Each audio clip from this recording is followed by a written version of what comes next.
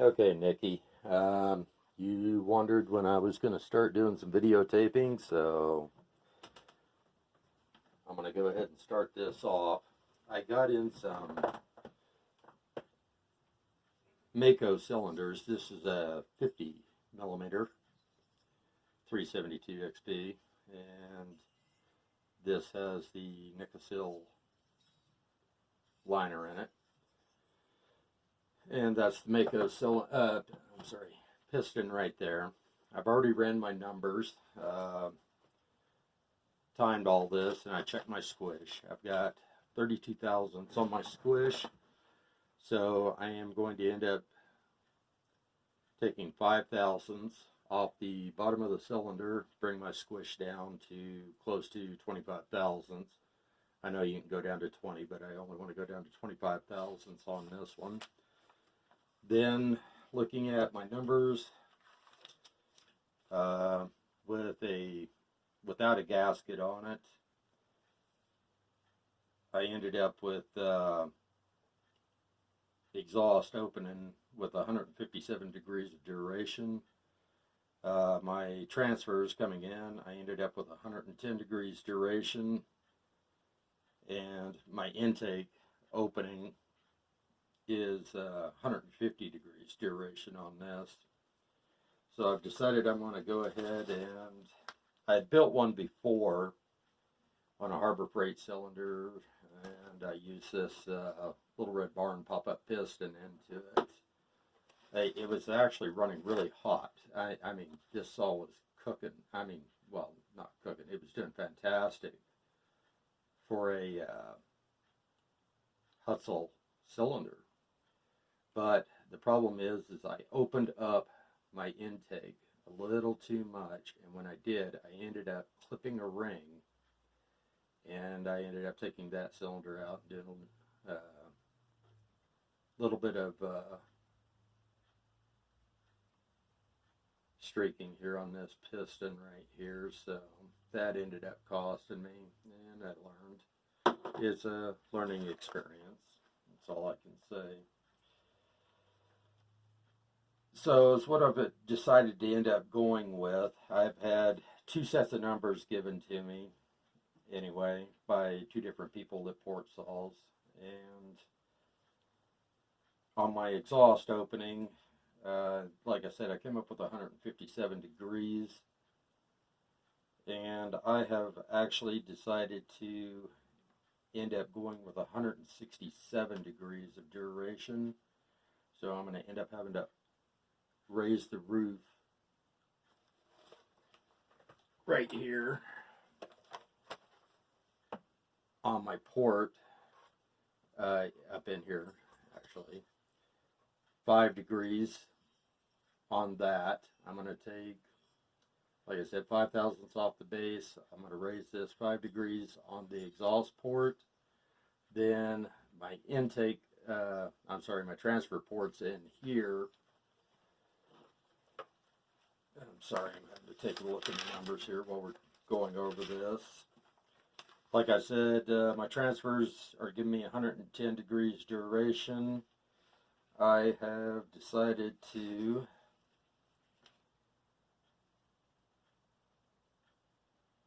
go with a 120 degrees duration, so I'm going to have to raise those up quite a bit actually, but I do have the room to do it.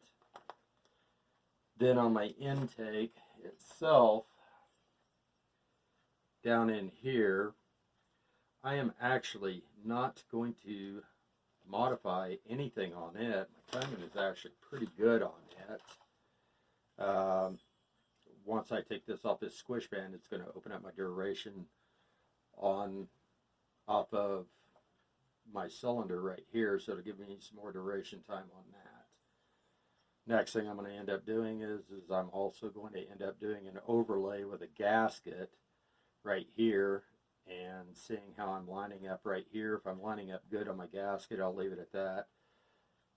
The insides of the transfers are actually looking really nice on this thing.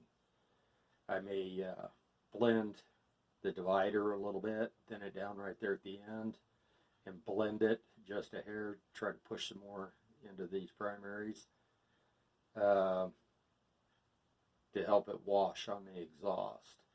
The squish band in this is really good. I would have liked to have seen it just a little bit wider, but I'm not going to mess with that. I don't feel that it's going to be worth the time. I got one of the 52 millimeter cylinders by accident, well, by stupidity. I ordered the wrong one. So I ordered two of these 50 millimeters. And the fact of the matter is this thing is coming out so fantastic on its timing and stuff like that, that once I get done with it having a Nickel cylinder, I think on this one I may just go ahead and run it.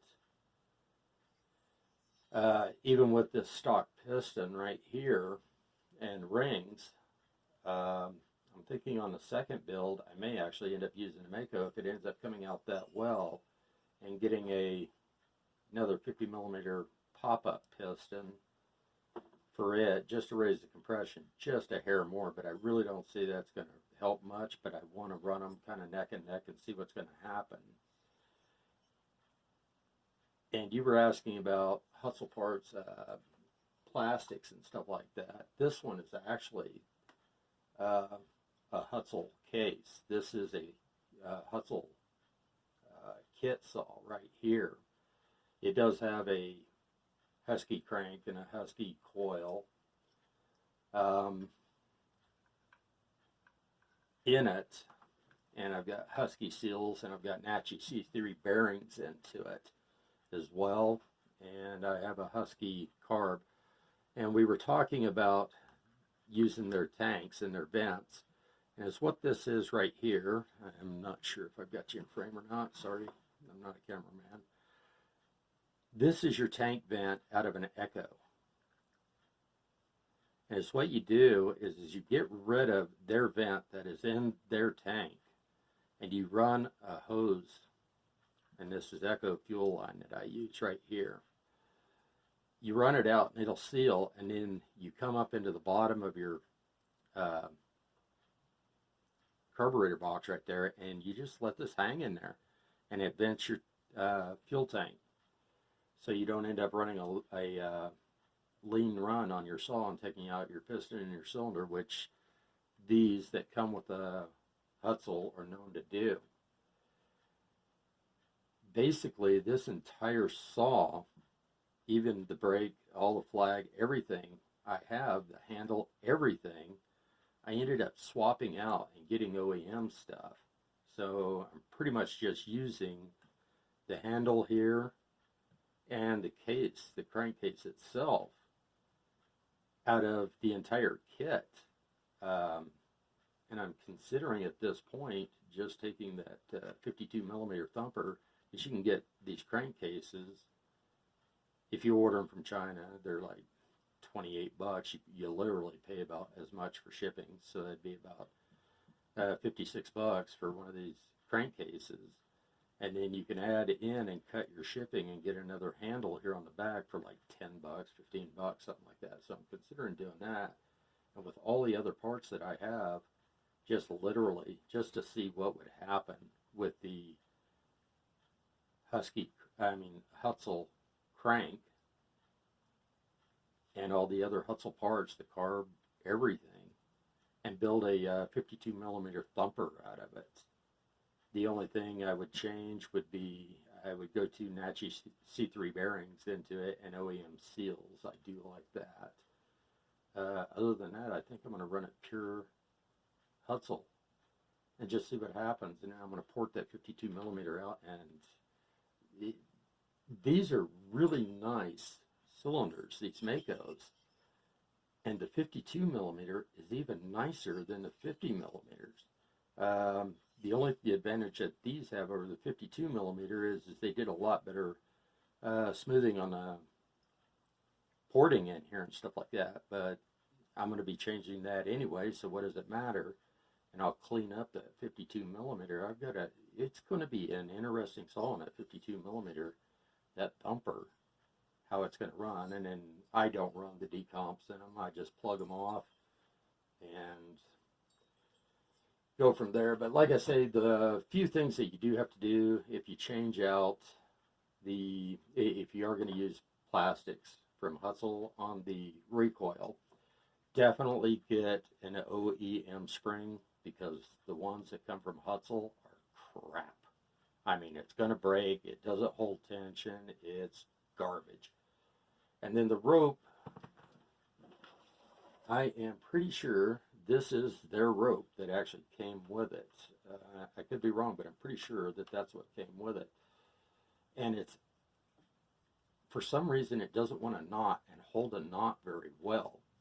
It wants to pull out. I was able to finally get this one to knot after a while practicing and playing with it. But I have since, on my saws, gone to Sten's True Blue, and I really like this stuff. I've got it in a bunch of different sizes. I don't even know if that's the size that it fits here, but I've got it in a bunch of sizes, and this stuff is fantastic, and it wears and wears forever. So anyway, I'm just trying to give you a lead in on, I'm waiting right now. I have a Marathon 3 dental kit with a, I forget what they call the head. It's an angle head, so I can get in here and do a lot nicer work on my porting and stuff like that. Contra head or something, I think they call it. I can't remember. Anyway, that should be here this week. I am going to be taking, and like I say, taking 5/1000ths off this base. I'll try to videotape that for you. And it's what I like to do is I like to put in OEM, and that's another thing I will change out on the Huztl, an OEM intake boot. The Huztl ones are crap. They, it's too hard of a rubber or something like that. Anyway, they crack and they end up running lean and taking out saws. But I like to put that over here, and then I mark inside what the true opening is, and then I just open up the round portion, but leave this inner portion alone in order to keep the velocities up. Anyway, this is just to give you a heads up on what's coming. I told you I would try to do it, and I'm going to do the best I can to get this out for you, this video out for you.